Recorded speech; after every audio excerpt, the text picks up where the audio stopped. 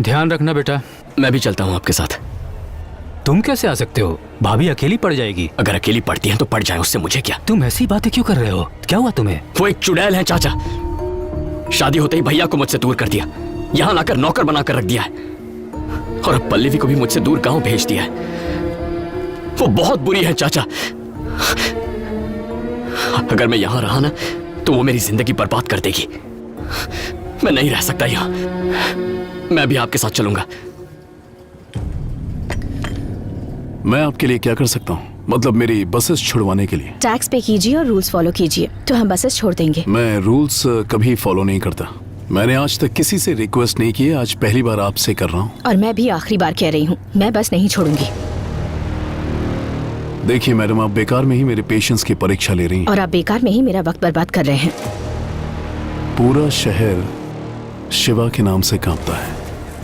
अगर मैं एक आरटीओ ऑफिसर से हार गया तो अच्छा लगेगा क्या?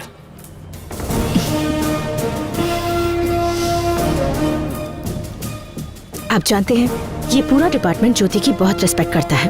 अगर मैंने कॉम्प्रोमाइज कर दिया तो वो अच्छा लगेगा क्या? अगर कभी किसी को न समझ सको तो चलेगा बेटा, पर किसी को गलत मत समझो। तुम और तुम्हारा भाई दोनों एक साथ पले बड़े हैं।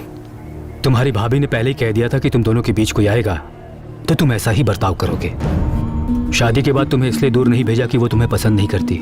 तुम्हें मेरे पास इसलिए भेजा ताकि तुम अपने पैरों पर खड़े हो सको। यहाँ पर तुमसे काम करवा कर वो तुम्हें नौकर नहीं बनाना चाहती थी, बस ये चाहती थी कि तुम अपनी जिम्मेदारियों को समझ लो। पल्लवी को तुमसे हमेशा के लिए दूर करने के लिए यहाँ से नहीं भेजा, बल्कि इसलिए भेजा कि तुम दोनों एक हो सको। तुम्हें पता है उसने मुझे यहाँ अचानक क्यों बुलाया? वो अपने पापा की दी हुई जमीन कम दाम में बेचना चाहती है ताकि तुम सेटल हो सको और मैं पल्लवी के पापा से उसका हाथ तुम्हारे लिए मांग सकूं। हम मिडिल क्लास वाले लोग हैं बेटा। अगर घर में एक सदस्य भी बढ़ जाए तो खर्चा बढ़ जाता है।